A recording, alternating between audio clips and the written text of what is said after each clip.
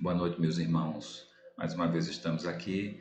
Esta semana é uma semana que as pessoas estão com seus sentimentos voltados para a Páscoa, para a morte e ressurreição do nosso Senhor Jesus Cristo. Nós vamos aproveitar também para falar sobre a ressurreição. Muito embora todos saibam que nós comemoramos a Páscoa, a morte de Jesus, a ressurreição de Jesus, uma vez por mês, é a questão de tradição. Nós entendemos que Jesus Cristo, também o apóstolo Paulo, nos ensinou a fazermos isso sempre, não diz de quanto em quanto tempo a periodicidade, e nós então escolhemos e fazemos isso uma vez por mês, achamos que é suficiente. Mas o importante é nós fazermos isso sempre, sempre lembrarmos a morte e ressurreição de Jesus Cristo, que é realmente o fundamento nosso da igreja cristã.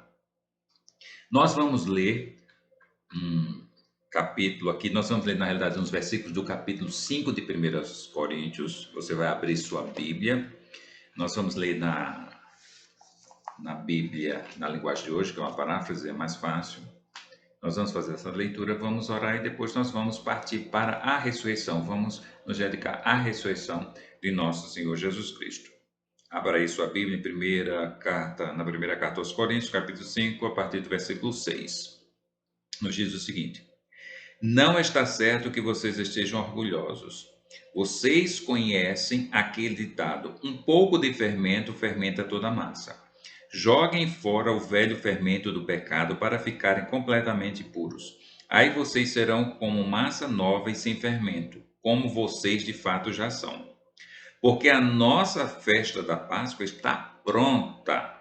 Agora que Cristo, nosso Cordeiro da Páscoa, já foi oferecido em sacrifício. Então, vamos comemorar a nossa Páscoa, não com o pão que leva fermento, o fermento velho do pecado e da imoralidade, mas com o pão sem fermento, o pão da pureza e da verdade. Na outra carta que escrevi a vocês, eu recomendei que vocês não tivessem nada a ver com gente moral. Eu não quis dizer que neste mundo vocês devem ficar separados dos pagãos que são imorais, avarentos, ladrões ou que adoram ídolos, pois para evitar essas pessoas vocês teriam que sair deste mundo. O que eu digo é que vocês não devem ter nada a ver com ninguém que se diz irmão na fé, mas é imoral, ou avarento, ou adora ídolos, ou é bêbado, ou difamador, ou ladrão. Com gente assim vocês não devem nem comer uma refeição. Então, Paulo nos diz: Cristo é a nossa Páscoa. Ele morreu, realmente é o Cordeiro que foi morto e que, graças a Deus, ressuscitou, nos dando a esperança. Nós vamos orar. Senhor Deus, te damos graças, meu Pai, pela tua palavra, pela morte e ressurreição de Jesus Cristo, porque nós temos plena convicção também que nós ressuscitaremos. Nós queremos também, Senhor, te pedir por este momento difícil da pandemia, Senhor. Por isso nós suplicamos pela nossa cidade, pelo nosso país, suplicamos pelas pessoas que estão à frente, Senhor, e que realmente estão arriscando suas próprias vidas, salvando vidas. Nós queremos te suplicar pela nossa igreja também, pelas nossas dificuldades, te agradecer pelas tuas bênçãos, apesar de todas essas situações difíceis. Nós queremos, Senhor, te agradecer e te pedir todas as coisas no nome do teu Filho amado Jesus. Amém. Vou pedir a você para abrir a sua Bíblia, também agora na primeira carta aos Coríntios, mas no capítulo 15. Vai ser o nosso texto base, primeira carta aos Coríntios, capítulo 15. Nós vamos ler os versículos de 3 a 8. Fala sobre a ressurreição de Jesus. Nós vamos fazer a leitura. Diz assim: porque primeiramente vos entreguei o que também recebi, que Cristo morreu por nossos pecados, segundo as Escrituras, e que foi sepultado, que ressuscitou ao terceiro dia, segundo as Escrituras, e que foi visto por Cefas, que é Pedro, mesmo Pedro, e depois pelos 12. Depois foi visto uma vez por mais de 500 irmãos, dos quais vive ainda a maior parte, mas alguns já dormem também. Depois foi visto por Tiago, depois por todos os apóstolos, e por derradeiro de todos me apareceu também a mim como a um abortivo. Paulo aqui está citando sobre as aparições de Jesus. Ele não nos conta todas as aparições. Num período de 40 dias, nós sabemos que Jesus apareceu. No texto sagrado, nos evangelhos, nós encontramos algumas aparições de Jesus. Algumas pessoas viram Jesus ressurreto. E ele faz uma relação para dizer, olha, Jesus ressuscitou, é um fato. E teve um momento que em torno de 500 irmãos, 500 pessoas viram Jesus. E isso é um detalhe importante. Nós vimos um filme de um livro escrito por Lee Strobel, que hoje é pastor. Ele conta um pouco da sua história. Ele era ateu, não cria realmente na existência de Deus. E certa vez ele procurou, acredito, com a psicanalista nos Estados Unidos, a mais conceituada, e fez uma pergunta. A sua pergunta foi o seguinte: não seria uma alucinação a ressurreição de Jesus?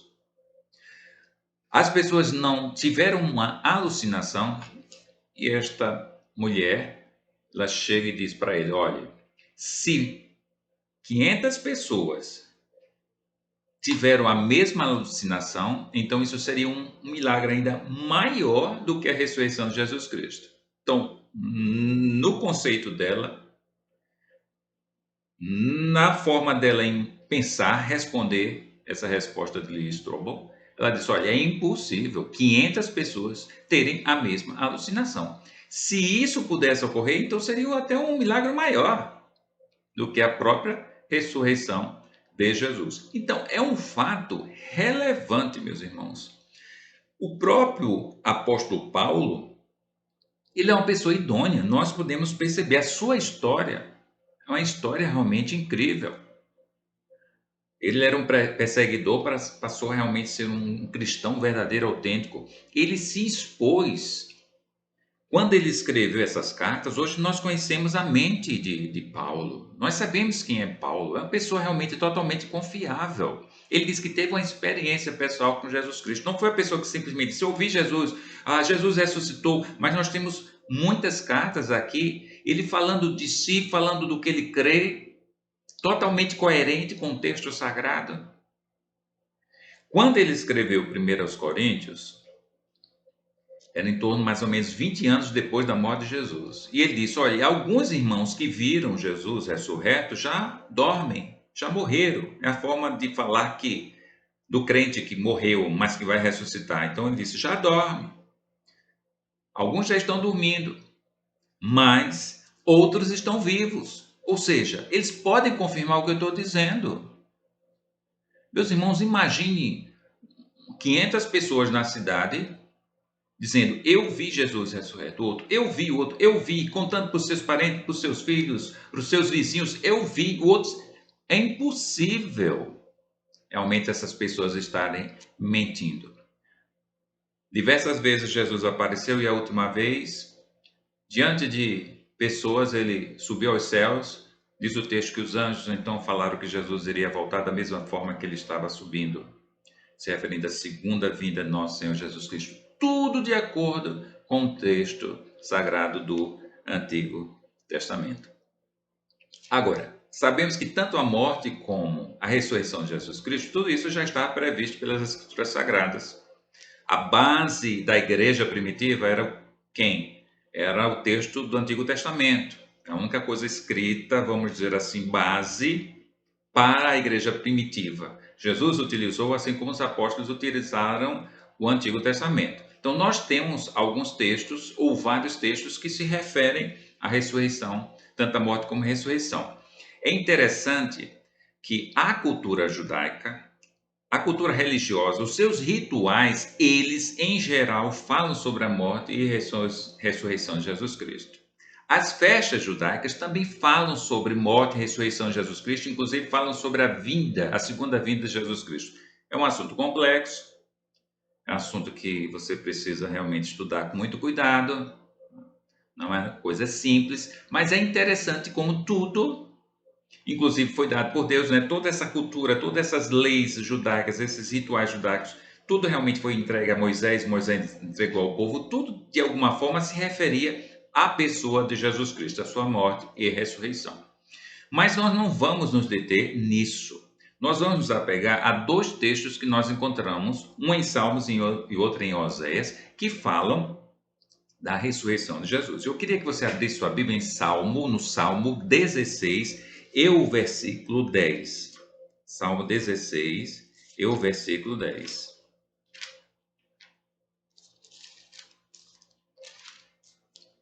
Salmo 16, versículo 10, nos diz o seguinte: pois não deixarás a minha alma no inferno, Sheol, inferno aqui é a tradução de Sheol, do hebraico, nem permitirás que o teu santo veja a corrupção. Esse texto aqui, e a gente vai explicar com mais detalhes, ele foi citado pelo apóstolo Pedro na primeira pregação, quando se converteram muitas pessoas, milhares de pessoas. Então, ele citou esse texto aqui de Salmos como se referindo à ressurreição de Jesus. Lá em Atos, capítulo 2, nós vamos encontrar o discurso de Pedro, primeiro discurso. Ele vai falar no versículo 27, pois não deixarás a minha alma no Hades, nem permitirás que o teu santo veja a corrupção. Hades aqui é a mesma coisa do inferno lá do Sheol, lá do hebraico.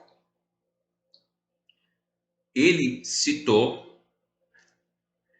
esse texto que nós lemos de Salmos como se referindo como sendo uma profecia acerca da ressurreição de Jesus.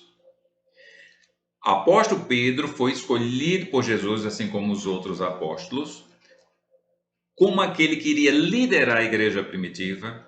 Ele é autorizado por Deus, inclusive, para interpretar o texto sagrado. Com certeza, aquilo que ele falou aqui, ali, né, no primeiro discurso, que está registrado em Atos, com certeza é a verdade.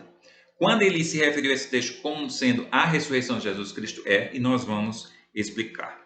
Só um detalhe com relação a essa palavra aqui, traduzida por inferno. Pois não deixarás a minha alma no inferno, nem permitirás que o teu santo se refere a Jesus, veja a corrupção. Essa palavra inferno aparece também, o Sheol, na história de Jonas. Muita gente conhece a história de Jonas, é uma história muito conhecida. Jonas, Deus o chamou para ele pregar em Nínive, só que ele não queria que o povo se arrependesse. Fugiu da presença de Deus, estava num navio. Por conta disso, houve uma tempestade. Ele foi jogado fora no mar. Veio um grande peixe, engoliu Jonas. E quando ele estava na barriga, no ventre do peixe, então ele orou a Deus. E diz o texto que ele disse assim: do ventre do inferno gritei. Perceba ali, ele estava dentro da barriga. Não era uma situação confortável, deveria ser apertado. Ele disse, nas profundezas dos mares, ali dentro do ventre ali daquele peixe, eu gritei. Então, a interpretação de inferno aqui, a gente não pode interpretar ao pé da letra. Então, perceba que não é uma coisa tão simples. No texto de Salmos, a gente tem que ter cuidado com essa palavrinha também. Mas nós não vamos entrar nesse assunto, é só falamos se alguém tiver alguma dúvida, surgir alguma dúvida, então a gente já deu uma dica aí. Mas o que nós queremos apegar é o seguinte, que o teu santo, que se refere, santo aí está com letra maiúscula, inclusive, se refere a Jesus Cristo, não verá a corrupção ou decomposição do corpo. Isso se refere à ressurreição. Se o corpo não vai se decompor, logicamente, está dizendo que irá ressurgir, irá ressuscitar. Então, é um dos textos que são usados no Novo Testamento para mostrar que Jesus ia ressuscitar. E Jesus realmente ressuscitou. Um outro texto que nós encontramos se encontra em Oséias, no capítulo 6 e o versículo 2. Capítulo 6, versículo 2 nos diz o seguinte: depois de 2 dias nos dará vida, ao terceiro dia nos ressuscitará e viveremos diante dele. A análise de profecias do Antigo Testamento não é uma coisa tão simples. Graças a Deus, nós tivemos os apóstolos e os escritores do Novo Testamento, assim como Jesus, que nos auxiliaram a garimpar e a encontrar essas profecias. Então, essa profecia daqui realmente se refere à ressurreição de Jesus. Jesus, inclusive, em Lucas capítulo 24, e o versículo aqui, ó, 46, Jesus disse a mesma coisa de Paulo com relação à sua ressurreição. Veja aqui, ele quando já tinha ressuscitado, conversando com seus discípulos, ele disse o seguinte: e disse-lhes, assim está escrito, ou seja, no Antigo Testamento estava escrito, e assim convia que o Cristo padecesse e ao terceiro dia ressuscitasse dos mortos, do mesmo jeito que Paulo falou. Ele iria morrer conforme as Escrituras do Antigo Testamento. Iria ressuscitar conforme as Escrituras do Antigo Testamento. Ao terceiro dia, conforme as Escrituras do Antigo Testamento. O único texto no Antigo Testamento que fala sobre a ressurreição ao terceiro dia, este aqui, de Oséias, que fala de forma clara, direta.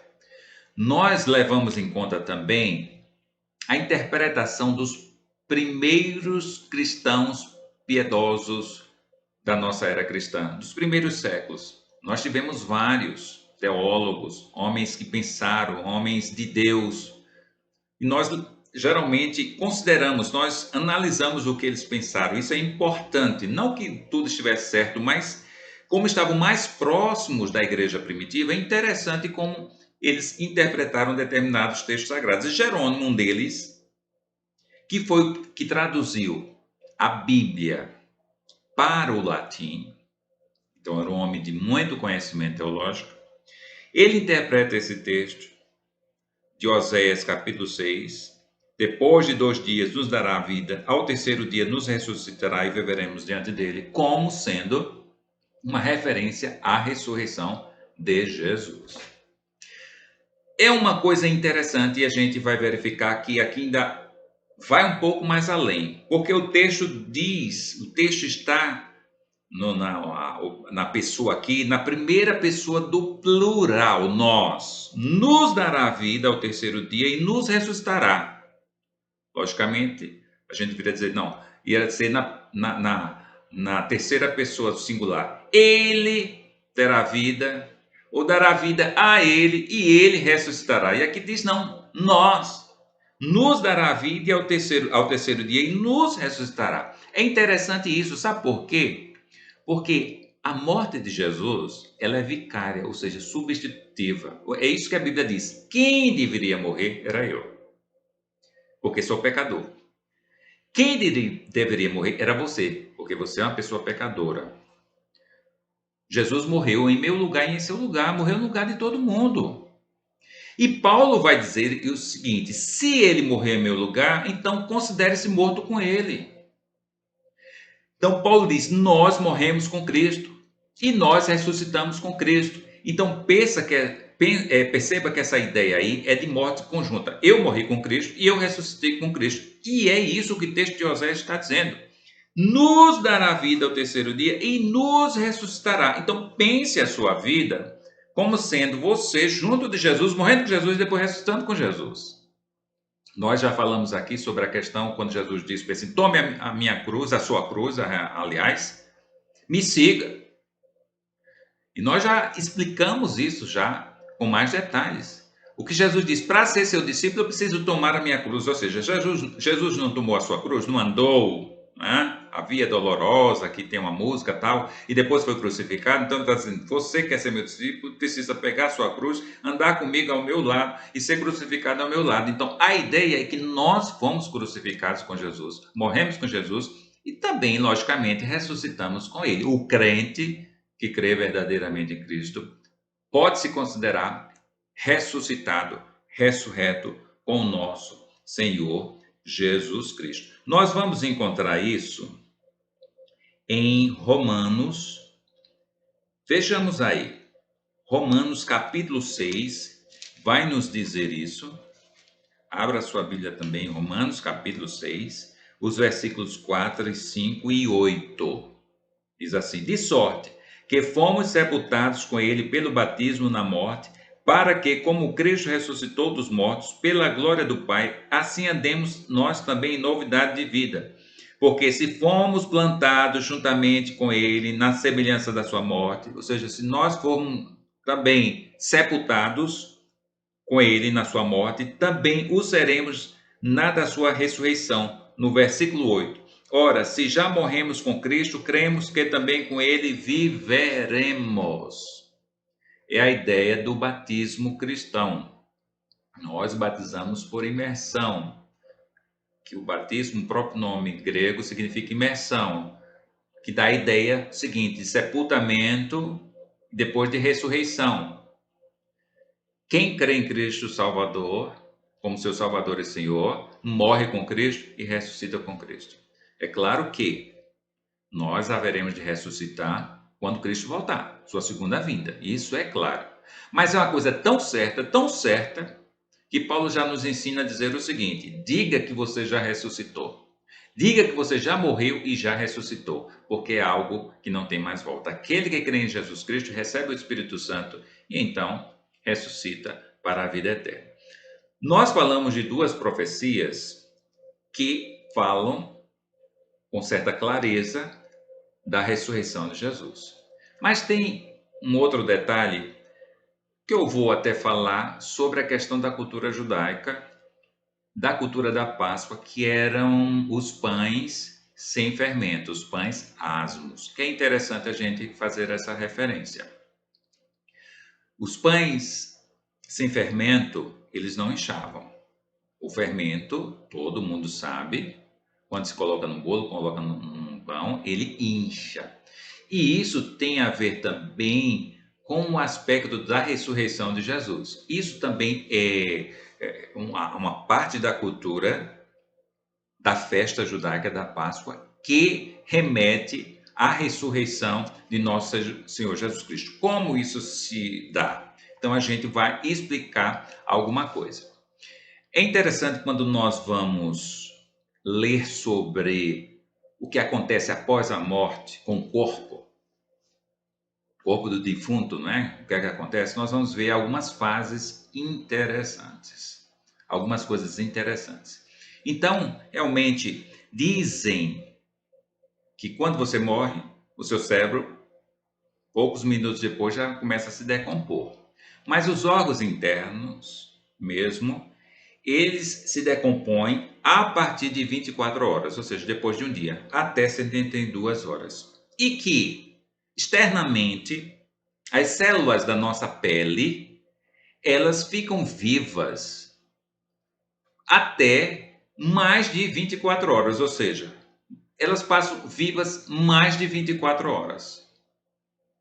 Então, nesse primeiro dia, algumas horas depois do primeiro dia, depois de 24, 25, 26 horas, a aparência externa ainda é uma aparência normal.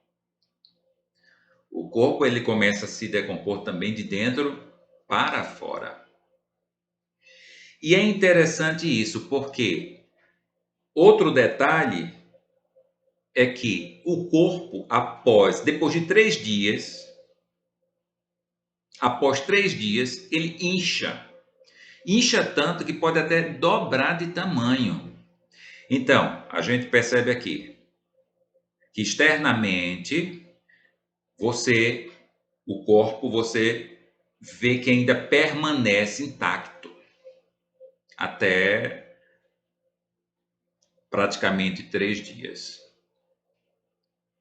E isso tem uma relevância, porque quando Deus chegou para os hebreus e disse: olha, vocês vão matar um cordeiro, vão comer esse cordeiro, significava a pessoa de Jesus Cristo, eles não entendiam, mas significava.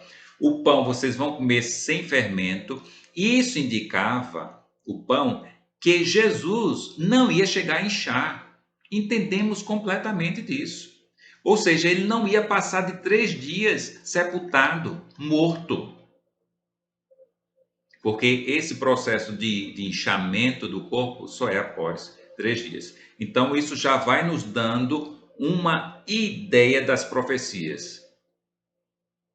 Que Jesus não passaria mais de 3 dias, ou seja, ele teria uma ressurreição rápida logo depois da morte. Por isso, no primeiro texto de Salmos, nós lemos que ele não veria corrupção, ou seja, o seu corpo não veria decomposição. Isso nos dá a ideia externamente, Jesus não veria a decomposição. Se nós formos entrarmos em mais detalhes, nós vamos ver o seguinte: quando nós vamos analisar a morte e ressurreição de Jesus Cristo em termos de tempo, quando ocorreu, nós vamos verificar que Jesus morreu 3 horas da tarde.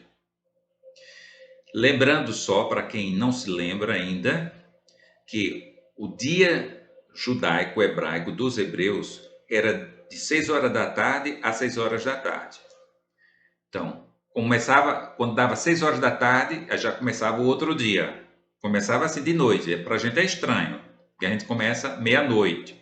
Mas eles começavam 6 horas antes. 6 horas da tarde já começava outro dia. E até 6 horas da tarde do outro dia. Então, Jesus ele morreu 15 horas da tarde, ou seja, 3 horas antes de terminar a sexta-feira. Sábado para o judeu é sagrado. Eles não fazem nada. Então, eles tiveram que se apressar para pegar o corpo de Jesus e para colocar no túmulo. Chegaram a quebrar as pernas dos malfeitores que estavam do lado de Jesus para apressar mesmo, para enterrar logo. Jesus não foi necessário. E o texto mesmo diz que eles sepultaram Jesus apressadamente, porque já estava a ponto de chegar o dia de sábado. Então, Jesus morreu 3 horas antes do sábado, passou todo o sábado no túmulo e ressuscitou no primeiro dia de semana, ou seja, que é o domingo nosso, que começava a partir de 6 horas do sábado nosso. Às vezes, quem não tem muito costume, às vezes pode se confundir. Agora, quando nós analisamos os evangelhos que falam sobre a ressurreição de Jesus Cristo, nós chegamos à seguinte conclusão: possivelmente, Jesus até ressuscitou na noite de sábado, na noite nossa de sábado, depois de 6 horas, ele ressuscitou. Quem sabe, 7 horas da noite, 8 horas da noite, 9 horas da noite, e não exatamente na madrugada, como muitas vezes se ensina, na madrugada de domingo, mas na noite de sábado, que para eles já era o primeiro dia da semana. Conclusão: você conta 3 horas da sexta-feira. Eles morreram 3 horas da tarde, então 3 horas da tarde até 6 horas, dá 3 horas de sexta-feira, já entra o sábado. Mais 24 horas do sábado, dá 27 horas. E aí nós não sabemos se ele ressuscitou 7, 8, 9 horas, que horas que ele ressuscitou, mas aí nós vamos ter 28, 29, 30 horas. Jesus passou morto. No máximo, se nós fizermos a conta, se ele ressuscitou de madrugada, como às vezes se pensa, alguns dizem, 36 horas. Mas é muito provável que foi menos do que isso. Então perceba que o tempo que Jesus passou morto foi um pouco mais do que 24 horas, meus irmãos. Então não houve tempo de haver decomposição, pelo menos a externa, Jesus estava intacto, cumprindo a profecia que nós encontramos. Tanto a questão do fermento, que dando a entender que o corpo de Jesus não é inchar, isso aconteceria depois de 3 dias, depois de 72 horas, como a questão de dizer, vencer ao terceiro dia. Ele morreu no sábado à tarde, finalzinho, passou o sábado e ressuscitou no começo do primeiro dia da semana, do domingo. Então, ao terceiro dia, tudo, meus irmãos, aconteceu conforme as Escrituras ensinavam. Então, percebemos, meus irmãos, como a palavra de Deus é a verdade. A morte e ressurreição de Jesus é a base do cristianismo. Não adianta, meus irmãos, outras coisas, pensar em outras coisas. Hoje em dia, nós estamos vendo que as pessoas estão buscando uma igreja, às vezes estão buscando Deus pelas coisas materiais.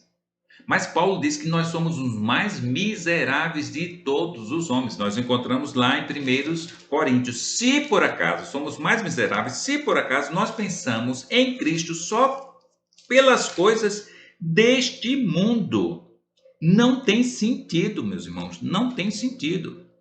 No versículo 19 do capítulo 15 diz: se esperamos em Cristo só nesta vida, somos mais miseráveis de todos os homens. Mas agora Cristo ressuscitou dos mortos, foi feito as primícias do que dormem, ou seja, os primeiros.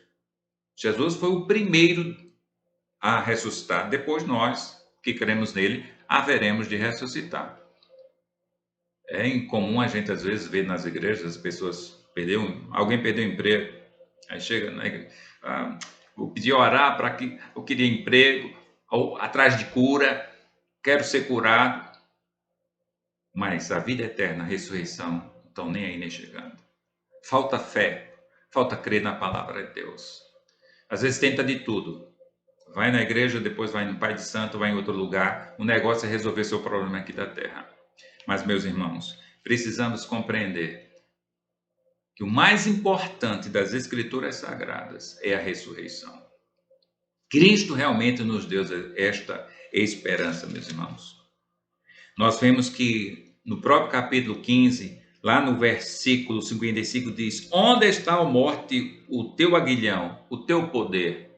O aguilhão é ferrão de escorpião. Onde está o teu aguilhão, ó morte? Onde está, ó inferno, a tua vitória? Meus irmãos, Satanás, ele realmente, o ferrão dele com veneno é para matar, para destruir, para levar as pessoas para o inferno. Mas Cristo venceu a morte. O Espírito que estava em Jesus o ressuscitou. E ele deu esse Espírito a nós.